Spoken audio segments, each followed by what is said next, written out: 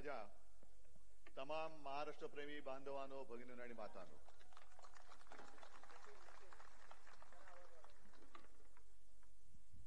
सर्वात आधी मी आपल्याला सर्वांना खास धन्यवाद देतोय, कारण आज तुळशीचं लग्न आहे. संध्याकाळची वेळ झाली तरी सुद्धा तुम्ही केवळ आणि केवळ शिवसेनेच्या प्रेमासाठी आपल्या सभेला आलात. तुम्हाला मी लाख लाख धन्यवाद देतोय. लोकसभा झाली, आता विधानसभा. लोकसभेमध्ये आपण थोडे कमी पडलो आणि साहजिकच आहे की कोकण मधला पराभव हा माझ्या हृदयाला चटका लावून गेलेला आहे. कारण कोकण म्हणजे शिवसेना, शिवसेना म्हणजेच कोकण. हे नातं आजपर्यंत कोणी तोडू शकलेलं नाही आणि मला खात्री आहे की आता सुद्धा कोणी तोडू शकणार नाही. आपलं नातं असं आहे की ज्या वेळेला कधी कोकणावरती संकट आलं तर शिवसेना धावून येते आणि शिवसेनेवरती जेव्हा संकट येतं तेव्हा कोकण मागे ठाम उभा राहतो. आज आपली शिवसेना मोदी आणि शहा संपवायला निघालेत. नाहीतर आजपर्यंत राजकारणात असं कधीच झालं नव्हतं. पक्ष फुटतात, काही माणसं या पक्षात नंतर त्या पक्षात, हे ठीक आहे, राजकारण म्हणून चालू राहतं. पण एवढा नीचपणा हा आजतागायत कोणत्याही राजकीय पक्षाने केला नव्हता. तो कोणी एकेकाळच्या आपल्या मित्रांनी केला. ह्याचं मला जास्त दुःख आहे आणि राग सुद्धा आहे. संपूर्ण महाराष्ट्रामध्ये ज्या वेळेला भाजपा म्हणून काही शिल्लकच नव्हतं तेव्हा शिवसेना प्रमुखांनी, म्हणजे हे भाजपवाले कसे हुशार आहेत, जर तेव्हा आपण ठरवलं असतं, शिवसेना प्रमुखांनी ठरवलं असतं की मला युती नकोच, काय व्हायचं ते एकट्याचं माझं होईल, तर भाजपा आज औषधाला सुद्धा महाराष्ट्रामध्ये दिसला नसतं. एवढी शिवसेनेची ताकद होती आणि आहे. पण आपण थोडंसं काय, भूतदया आहे, माणुसकी आहे, भगवा झेंडा, तुमच्या हातात भगवा, आमच्याही हातात भगवा, मग आपलं भगव्याचं नातं आहे, हिंदुत्व आहे, देश आहे, महाराष्ट्र आहे, मग घेतलं त्यांना खांद्यावर आणि एवढी नीच निघाले की स्वतःचं काम झाल्यानंतर वापरून फेकून देत आहेत आपल्याला. मी जिथे जिथे महाराष्ट्रामध्ये जातोय, संपूर्ण महाराष्ट्र फिरतोय. अगदी विदर्भात गेलो, कोकणात तर आज आहे, मध्ये पण येऊन गेलो, उत्तर महाराष्ट्र, मराठवाडा, पश्चिम महाराष्ट्र. लोकसभेला मला काही पत्रकार विचारतात, तुम्हाला काय वाटतं, कालच रात्री 1 वाजेपर्यंत माझी मुलाखत चालू होती, कारण 4 सभा करून मुक्कामी पोहोचायलाच 11:30-12 वाजले होते. तुम्हाला काय वाटतं? आणि मी त्यांना सांगितलं की विधानसभेचं वैशिष्ट्य असं या की साधारणतः लोकसभेला जशी सभा होत होती तशी एका लोकसभेची सभा माझी एका विधानसभेला होते. प्रचंड मोठ्या सभा होत आहेत. म्हणजे मला असं बोलताना जाणवत नाही आता सुद्धा गर्दी कुठपर्यंत गेले. कालची बार्शीची सभा आपण पाहिली असाल, असं स्टेजवरनं काय अंदाजच येत नव्हता. मग त्यांना सांगितलं तर जरा मोबाईलचे टॉर्च लावा आणि ते कळलं, अरे बापरे, कुठपर्यंत गेलेली ही गर्दी. म्हटलं हेच चित्र आहे. ते काय नुसते मोबाईलचे टॉर्च नाही पेटलेत, तर महाराष्ट्राच्या कानाकोपऱ्यात आता मशाली पेटलेल्या आहेत. शिवसेनेची मशाल पेटलेली आहे. आणि मला वैभव, मी आता वैभव अनेक वर्ष सोबत आहे, लहान आहे म्हणून हक्काने त्याला अरुतुरे बोलतो. वैभव, मला तुझा अभिमान आहे, कारण तुला सुद्धा 50 काय आणखीन खोके मिळाले असते, पण तू हटला नाहीस, वाकला नाहीस, बदला नाहीस आणि मुख्य म्हणजे मिंध्यांप्रमाणे मोदीशांचा लाचार झाला नाहीस. मला तुझा अभिमान आहे. आणि विनायक राऊत पण तसेच आहेत, कारण खासदार पण आपले गेले होते, विकले, पण विनायक राऊत नाही गेले. इथे बसलेले सगळेच, मग भाई गोवेकर काय सगळेच, आता उपरकर पण परत आले, राजन तेली परत आले, सगळी जुनी शिवसेना ही परत उभी राहते. आणि इथे मला जे आव्हान दिलं गेलं, येऊन रस्त्याने येऊन जाऊन दाखवा, मी त्यांना सांगतोय नशिबाने दिलंय, घरी बसून नीट खा. उगाच मध्ये आला तर वेडं वाकडवून खाण्यात काही अर्थ नाहीये. कारण आडवा आला तर आडवच करू, तेवढी ताकद हिंमत ही शिवसेनेत आहेच. पण मुळात प्रश्न हा तुम्हाला आहे. हा नुसता आपला आमदार उमेदवार वैभव त्याचं नाव आहे म्हणून वैभव नाही मी म्हणत. तुम्हाला सगळ्यांना कोकणचं वैभव जपायचं की नाही हा प्रश्न मी तुम्हाला करतोय. तुम्हाला कोकणचं वैभव हवंय की नकोय? का पुन्हा सगळं गुंडापुंडांचं राज्य पाहिजे? मग ती सगळी जुना काळ जो होता, मग कुठून सुरुवात करायची? श्रीधर नाईक, रमेश गोवेकर, सत्यविजय भिसे, अंकुश राणे. मग एखादी टीव्हीची मालिका असते की माणसं काय होतंय कसं होतंय माहित नाही, रमेश गोवेकर गायब, कुठे गेला? हवेत अदृश्य. हत्या होत आहेत, कोणी केल्या माहिती नाही. आणि ती गुंडगिरी, ती दडपशाही, त्यावेळेला वैभव एकटा नडला होता त्यांना. आणि वैभव तुला भेटायला मी दुसऱ्याची त्या तुरुंगात आलो होतो. आपल्या एका सैनिकावरती हल्ला झाला होता, त्याला गोव्याच्या हॉस्पिटलमध्ये ऍडमिट केलं होतं. मग तेव्हाही हॉस्पिटल चांगलं नव्हतं, आता किती चांगलं झालंय कल्पना नाही मला. पण तो काळ असा होता. आणि उपरकर तुम्ही जेव्हा उभे होतात तेव्हा मी 10 दिवस इकडे राहिलो होतो. संपूर्ण मतदारसंघ जो तेव्हाचा होता तो पिंजून काढला होता. आणि तेही दिवस मला आठवत आहेत की मी जिथे जायचो लोक गर्दी करायची, पण गर्दीमध्ये एक व्यक्ती मला येऊन भेटली. मी गाडीत बसलो, तो आला माणूस, तरुण होता.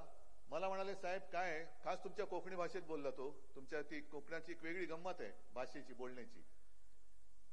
आणि त्यांनी मला सांगितलं की आता तुम्ही सगळे आलात ठीक आहे, पण तुम्ही बघितलं ना आमची घरं कशी, एक तिकडे एक तिकडे एक इकडे इकडे सगळं असं विखुरलेलं आहे. संध्याकाळ झाली, सूर्यास्त झाला की इकडे चिडी चिप सगळा काळोख असतो. ही 2005 ची गोष्ट आहे. आज तुम्ही सगळेजण आला, आम्हाला बरं वाटलं. निवडणूक झाल्यानंतर तुम्ही गेल्यानंतर आम्ही इकडे एकटे राहणार आहोत. आणि यांची दहशत एवढी आहे, आमच्या मुली बाळी रात्री अपरात्री किंवा संध्याकाळच्या वेळेला एकट्या येणं जाणं करायचं म्हटलं तर हे काय करतील सांगता येत नाही. तेव्हा तुम्ही म्हणे एक कोणतरी माणूस असा द्या की जो आमच्या सोबत, आम्ही कधी हाक मारली तर तो धावून येईल असा माणूस द्या. आणि ती परिस्थिती बघितल्यानंतर ते आव्हान विनायक राऊत यांनी स्वीकारलं. येऊन राहिले, तुम्ही खासदार म्हणून निवडून दिलं. यावेळेला नेमकं काय कुठे चुकलं हा विचार माझ्यापेक्षा आपण सगळ्यांनी केला पाहिजे. की नको तो धोंडा पुन्हा का उरावरती घेतलात? पुन्हा तुमचा दादागिरी गुंडगिरी. म्हणजे मला मोदींना, मी मगाच्या सभेत सुद्धा बोललो की मोदींना इकडे मुद्दामून प्रचाराला बोलवायचंय, याच इकडे या व्यासपीठावरती बोलू आपण. या चॅनल मधनं मी त्यांना आमंत्रण देतोय, मोदीजी जरा आप यहां आइए. कारण तुम्ही जो लोकसभा निवडणुकीमध्ये कंठशोष करत होता, परिवारवाद परिवारवाद घराणेशाही,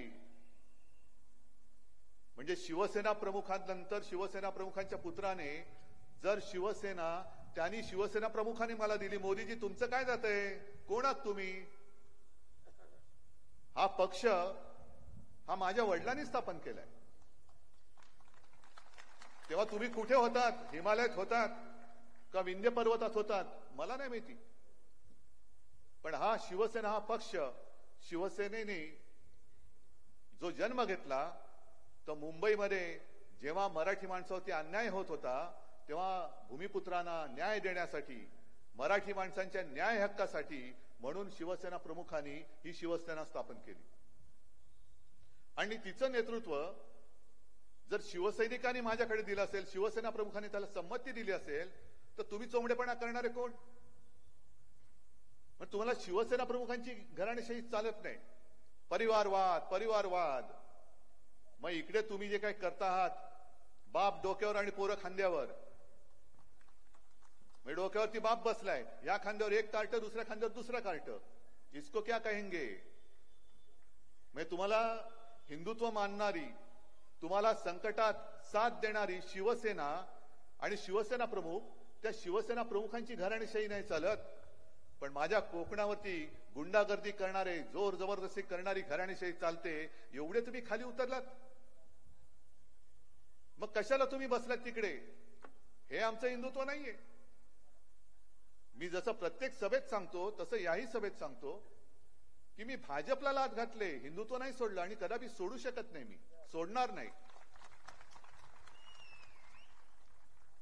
आणि परत मी मुद्दामून त्यांना सांगतो, कारण त्यांचं तेच स्टायर सुरू आहे अजूनही, की काँग्रेस के साथ गए आहेत ना. काँग्रेस माझ्या सोबत आहे, राष्ट्रवादी माझ्या सोबत आहे, अनेक मित्रपक्ष आमच्या सोबत आहे, कारण तुमची हुकुमशाही गाडायला म्हणून आम्ही एकत्र आलेलो आहोत.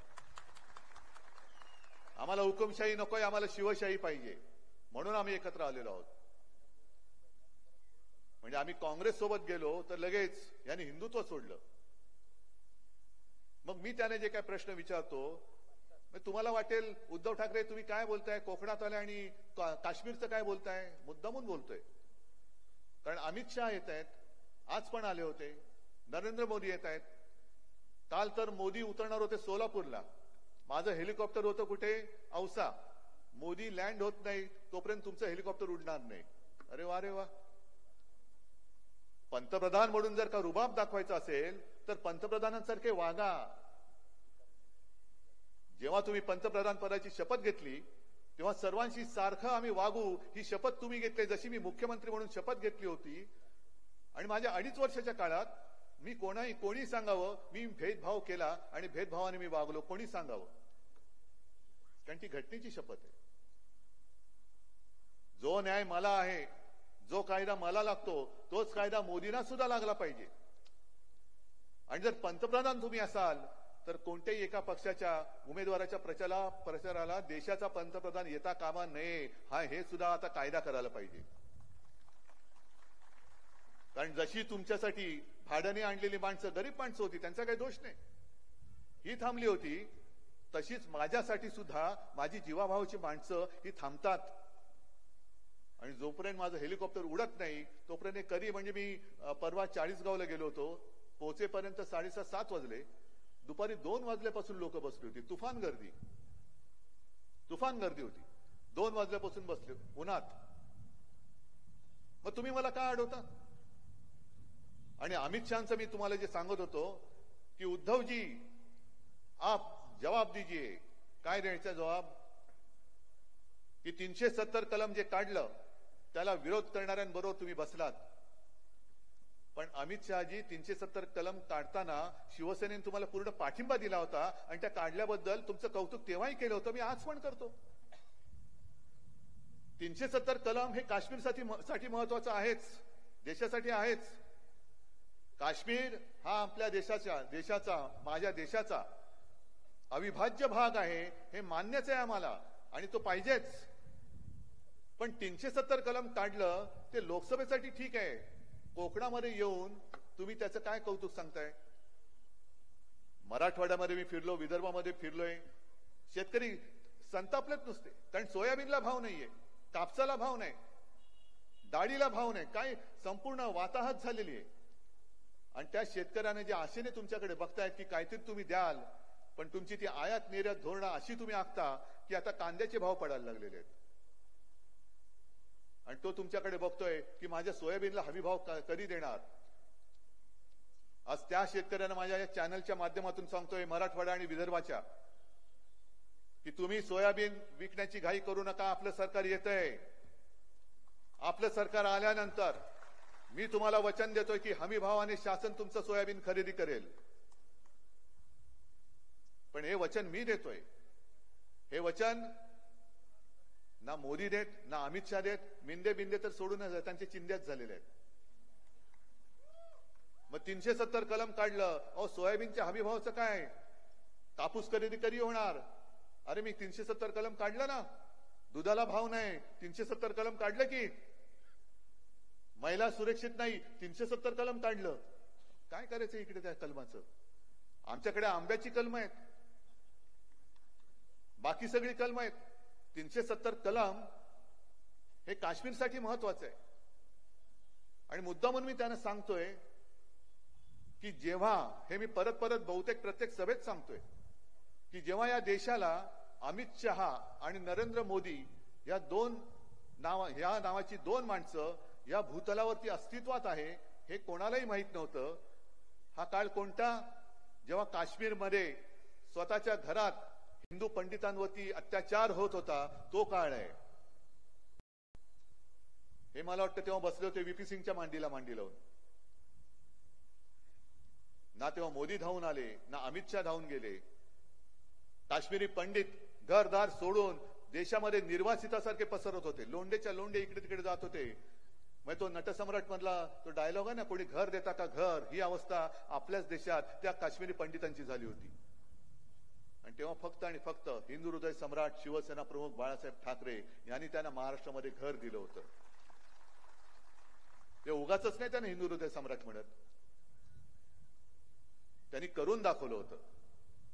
आणि हातामध्ये काय फक्त एक महाराष्ट्र होता, नक्कीच होता, पण बाकीची राज्य हे कोणी त्यांना तिकडे बोलवत नव्हती. ना भाजपवाले बोलवत होते, ना आणखीन कोणी. फक्त शिवसेना प्रमुखांनी सांगितलं की माझ्या महाराष्ट्रामध्ये या. त्यांना शाळा कॉलेजमध्ये कुठे ऍडमिशन असेल त्या दिल्या, घराची सोय केली. म्हणून आज सुद्धा मी कुठेही गेलो आणि कोणी काश्मीरी पंडित भेटला तर मला, एक तर वयाने मोठे असतील तर मला मिठी मारतात, आणि माझ्याहून वयाने लहान असलं तर सरळ माझ्या पाया पडतात की हम बाला साहब से नहीं मिल सके, लेकिन आपके रूप में हम बाला साहब को देखते हैं. आणि याला तुम्ही घराणेशाही म्हणता, की घराणेशाही तुम्हाला मान्य नाही. आणि चोर दरोडेखोरांची, लोकांच्या जमिनी बळकवण्याची, धमक्या देण्याची, इकडे घुसून मारीन तिकडे घुसून मारीन, याला तुम्ही डोक्यावरती घेता.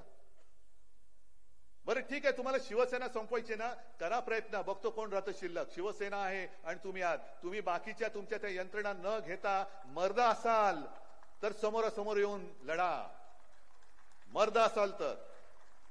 आणि मर्द नसाल तर मग तुमचे ते ईडी, इन्कम टॅक्स, सीबीआय वाले जसे वापरतात, याचा अर्थ तुम्ही मर्द नाही आहात, नामर्द आहात.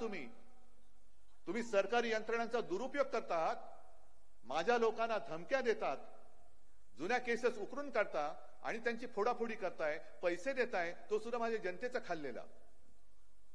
आणि या नामर्दाशी लढावं लागतंय, याच्यासारखं मला दुसरं दुर्दैव वाटत नाहीये. जो उल्लेख तू वैभव केला छत्रपती शिवाजी महाराजांचा पुतळा, अरे याचा सूड आपण घेणार आहोत की नाही, का नुसतं छत्रपती शिवाजी महाराज की जय बोलणार?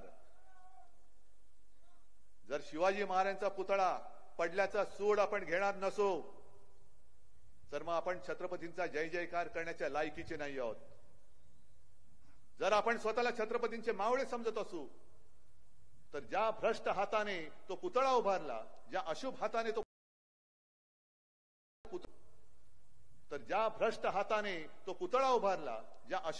तो पुतळा उभारला, तो पुतळा उभारण्यामध्ये सुद्धा ज्यांनी पैसा खाल्ला, ही जबाबदारी तुमची आहे. मी आता गाडीने येताना डावीकडे वळलो असतो तर सिंधुदुर्ग किल्ला, इकडे आलो तर तुम्ही सगळे शिवरायचे मावळे.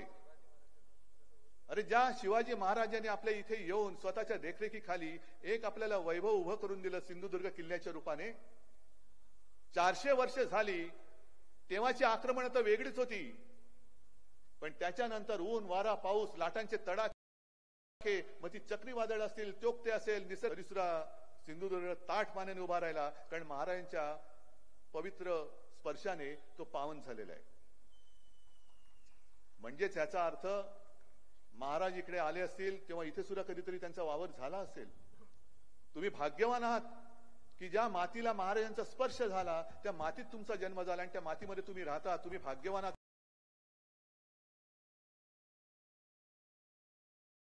पुण्यवान आहात. निष्ठा ही तुमच्या रक्तामध्ये असली पाहिजे. शिवप्रेम हे तुमच्या नसा नसामध्ये भिनलेलं असलं पाहिजे. ते कोश्यारी सुद्धा होते, महाराजांचा अपमान केला, आपण मोर्चा काढला, पण मोदींनी हटवलं नाही त्यांना. पण मोदींचा अपमान केला असता तर तत्काळ त्याला निलंबित केला असता. म्हणजे माझी काल ज्यांनी मुलाखत घेतली त्यांनी मला सांगितलं की मोदींची पण बॅग तपासली गेली होती. म्हटलं तपासली गेली होती ओरिसात, पण तपासल्यानंतर ज्यांनी तपासली होती त्याला निलंबित केलं गेलं होतं,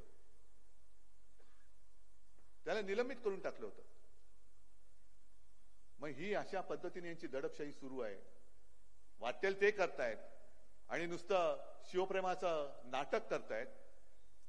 पुतळा पडल्यानंतर आमचे मिंदे दाढी खाजवत बोलतायत की वारच असं होतं की वाऱ्याने पुतळा पडला. अरे मिंद्या, तुझी दाढी नाही फडफडली? वाऱ्याने दाढी नाही हल्ली पुतळा पडला? काय लाज लज्जा शरम काय आहे की नाही? आणि आज सावंतवाडीतून मी आलो. सावंतवाडी मधले दुसरे ते आपले खाली मुंडी पाताळ ढुंडी, नजर त्यांची कोल्ह्याची आहे. बघा तुम्ही, असे करून बघतात, बोलतात. त्यांनी आणखीन तारे तोडले. म्हणजे वाईटातून काहीतरी चांगलं होईल. खरंच मी त्यावेळेला जे आपण मोर्चा काढला आणि जोडे मारा, ते जोडे मारा म्हटल्यानंतर यानं जोड्याने मारायचं नाही तर दुसरं काय करायचं? महाराजांच्या म्हणजे आपल्या दैवताचा पुतळा पडतोय आणि म्हणतो वाईट झालं, पण त्यातनं काहीतरी चांगलं होईल. नाही, चांगलं जरूर होईल, पण ते पुतळा पडला म्हणून नाही, केसर तर पडेल तेव्हा चांगलं होईल.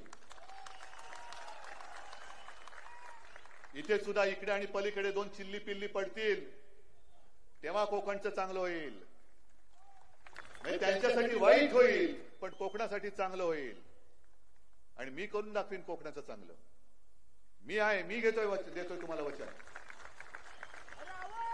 पुण्यापुढे 2.5 वर्षाच्या काळामध्ये कोरोनाचा काळ असा भयानक होता की अनेक जण, म्हणजे तो काळ मला आठवला तरी अंगावरती शहारा येतो. रात्री अपरात्री कधी मुख्य सचिवांचा फोन वाजला की बापरे भयानक काय होतंय आणि काय नाही. एकदा तर सकाळी मुंबई महापालिका आयुक्तांचा फोन आला आणि अक्षरशः ते फोनवरती रडायचं बाकी होते. म्हटलं काय झालं? कारण मला माहिती मिळालेली होती. म्हणाले साहेब कालची रात्र ही काळरात्र होती. म्हटलं काय झालं? ते म्हणाले आपल्याकडे अचानक मला कळलं की एका हॉस्पिटलमध्ये साधारणतः 150 रुग्ण आहेत आणि ऑक्सिजनचा पुरवठा संपत आला. मग काय? म्हटलं करायचं काय? ते म्हणाले एवढी आपली तारांबळ उडाली. सुदैवाने आजूबाजूच्या हॉस्पिटलमध्ये सोय होती, कारण बेड तुडुंब भरलेले होते. सगळेच्या सगळे रुग्ण आपण कोणी न दगावता आपण हलवू शकलो. आता ते सुरक्षित आहे. नाहीतर कालची रात्र ही फार वाईट रात्र होती. हे कोणाला तेव्हा मिंदेला माहिती पण नाही. झोपला असेल किंवा बसला असेल त्या देवेंद्र बरोबर गुटरगू करत. ही सगळी रात्री अपरात्री आपल्या शासकीय यंत्रणेने काम केलं. तुम्ही सगळ्यांनी सहकार्य केलं. आणि आता हे टिकोजीराव गद्दारी करून तिकडे गेलेत आणि म्हणतात 2.5 वर्षात तुम्ही काय केलं? अरे नसतं केलं तर तू वाचला नसतास.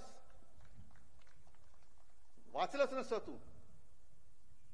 आणि अजूनही सुधरत नाहीये आरोग्य व्यवस्था. त्या आणीबाणीच्या काळात सुद्धा, आणीबाणी म्हणजे कोरोनाची जी आपण वाढवली होती, एका गोष्टीचं मला नक्कीच समाधान आहे की जगामध्ये चीननी 15 दिवसामध्ये फील्ड हॉस्पिटल उभं करून दाखवलं.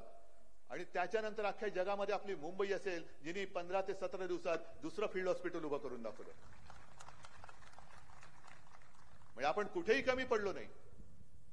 परदेशामध्ये कोणी नंतर काय केलं असेल माझ्या तरी ऐकूयात नाहीये.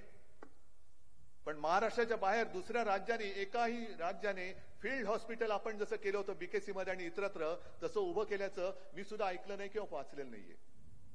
आपण टास्क फोर्स नेमला. कुठे ऑक्सिजन कमी पडू दिले नाही, औषधं कुठे कमी पडू दिली नाही, डॉक्टरांची कुठे हेळसांड होऊन दिली नाही. आणि कोरोनाचं संकट सगळं फोफावलं असताना गुजरातमध्ये आणि उत्तर प्रदेशमध्ये अजूनही ते फोटो तुम्हाला मिळतील, सार्वजनिक चिता पेटल्या होत्या. भयानक होतं दृश्य. पण तुम्ही सगळ्यांनी सहकार्य केलं म्हणून आपण महाराष्ट्र वाचवू शकलो. महाराष्ट्र वाचवला म्हणजे तेव्हा जे काही सर्वे येत होते, उद्धव ठाकरे नंबर 1 मुख्यमंत्री. नाही, पण हा सन्मान माझा नव्हता, हा सन्मान तुमचा होता. उद्धव ठाकरे फक्त चेहरा होता.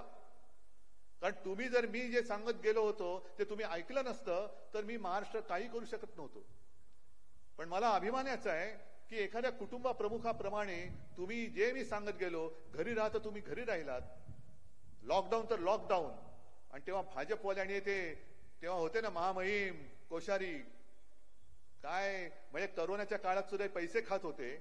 आणि मला पत्र लिहिलं होतं की तुम्ही, माझ्याकडे काही माणसांनी पत्र दिलेले आहे, ती पत्र मी तुम्हाला देतो आहे, तुम्ही ताबडतोब सर्व प्रार्थना स्थळ उघडा, आणि तुम्हाला असा काही साक्षात्कार होतो का वगैरे वगैरे वगैरे लिहिलं होतं.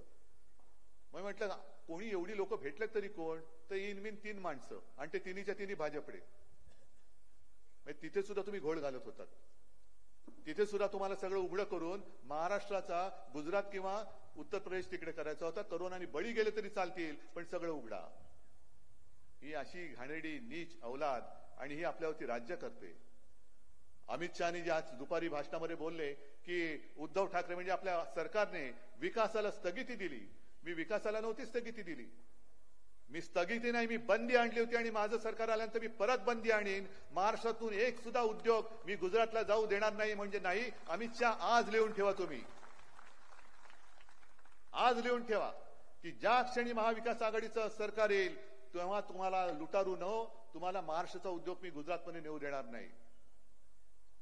तुम्ही महाराष्ट्राचं वैभव लुटताय, महाराष्ट्राची विल्हेवाट लावताय. महाराष्ट्रात येणारे आणि होते ते उद्योग सगळेच्या सगळे तुम्ही गुजरातला नेताय. गुजरात गुजरात हे गुजरात ते गुजरात. वेदांत फॉक्सॉन गुजरातला नेला, टाटा एअरवर्स गुजरातला नेला, मेडिकल डिव्हाइस पार्क गुजरातला नेला. हे सगळे चांगले उद्योग हे गुजरातला नेत आहेत आणि विनाशकारी रिफायनरी ही माझ्या निसर्ग संपन्न कोकणाच्या माथीवर मारताय. रिफायनरी घेऊन जा गुजरातला, पण माझं टाटा एअरवर्स मला परत द्या.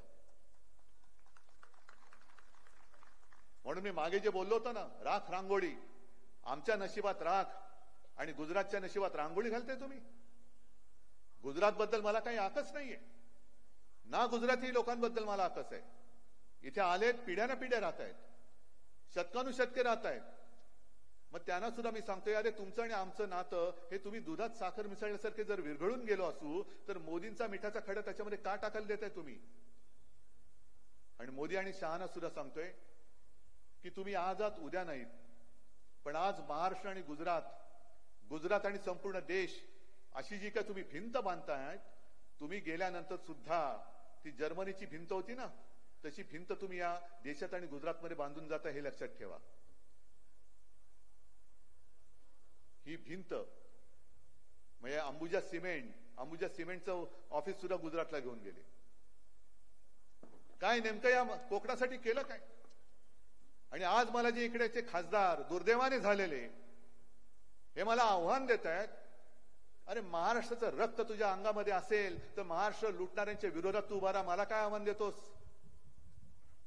मी उभा आहे, महाराष्ट्र लुटारू आणि महाराष्ट्राच्या मध्ये मी उभा आहे. काय आणि आपलं सरकार पाडलं. मी तुम्हाला एक साधी गोष्ट सांगतो, सगळ्यांना हल्ली सांगतोय.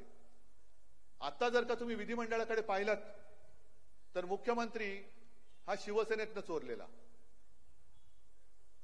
दोन्ही सभागृहाचे अध्यक्ष सभापती हे शिवसेनेतनं चोरलेले, दोन्ही सभागृहाचे विरोधी पक्ष नेते एक तर आपलेच अंबादास दानवे आहेत, पण दुसरा विजय वडेट्टीवार हा सुद्धा ओरिजिनल शिवसैनिक. अर्ध्याहून अधिक मंत्री हे आपले शिवसेनेचे गद्दार. आमदार सुद्धा जे नेले ते शिवसेनेचे.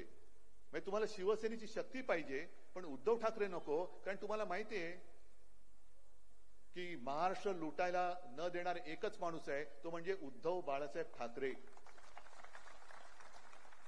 आणि आज तुम्ही सगळेजण इकडे जमलेला आहात. आपला वचननामा तुमच्यापर्यंत पोहोचलेला असेलच.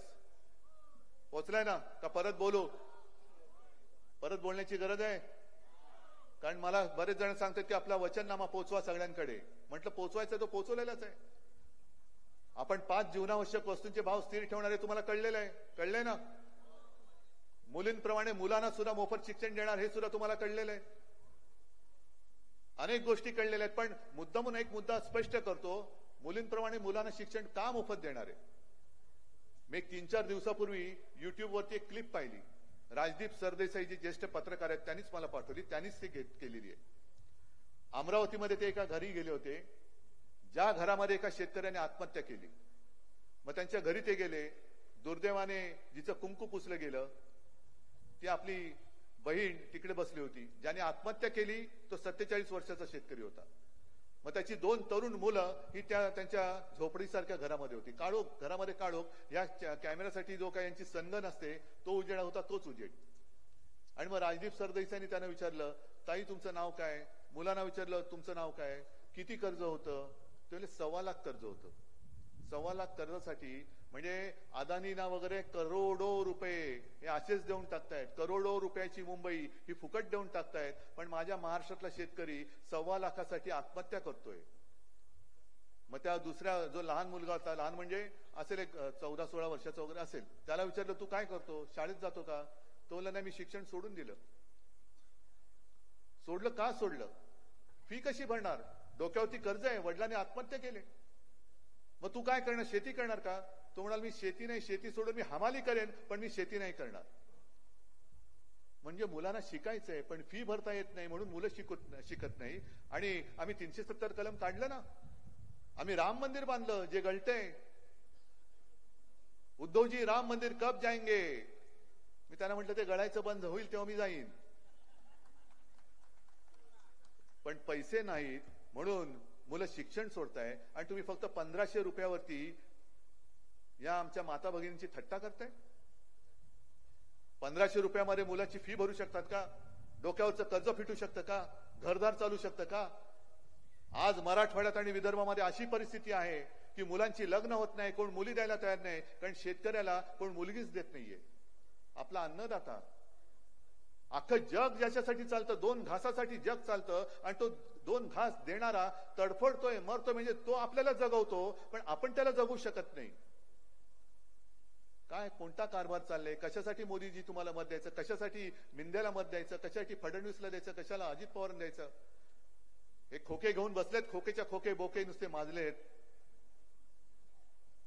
आणि म्हणून मी तुमच्याकडे आलेलो आहे, हक्काने तुमच्यासाठी आलेलो आहे की आज केवळ शिवसेना अडचणीत नाहीये, आज तुम्ही सुद्धा अडचणीत आहात. आज आपला महाराष्ट्र अडचणीत आहे. म्हणून मला तुमची मदत पाहिजे, म्हणून मला तुमचे आशीर्वाद पाहिजे, म्हणून मला तुमची साथ पाहिजे.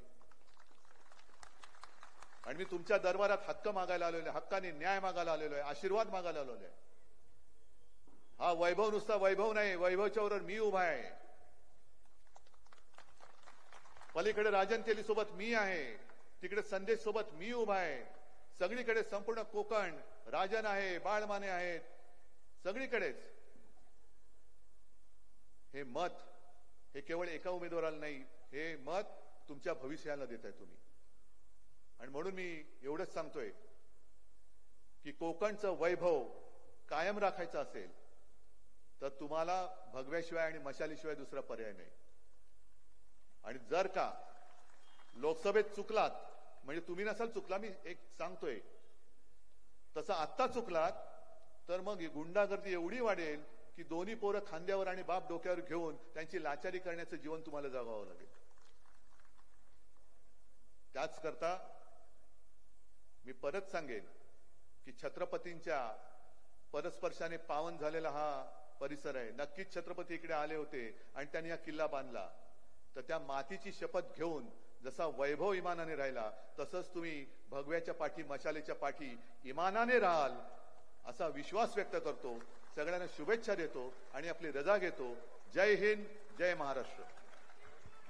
सर्वांना विनंती आहे की राष्ट्रगीतासाठी आपण जागेवरती उभं राहावं. तत्पूर्वी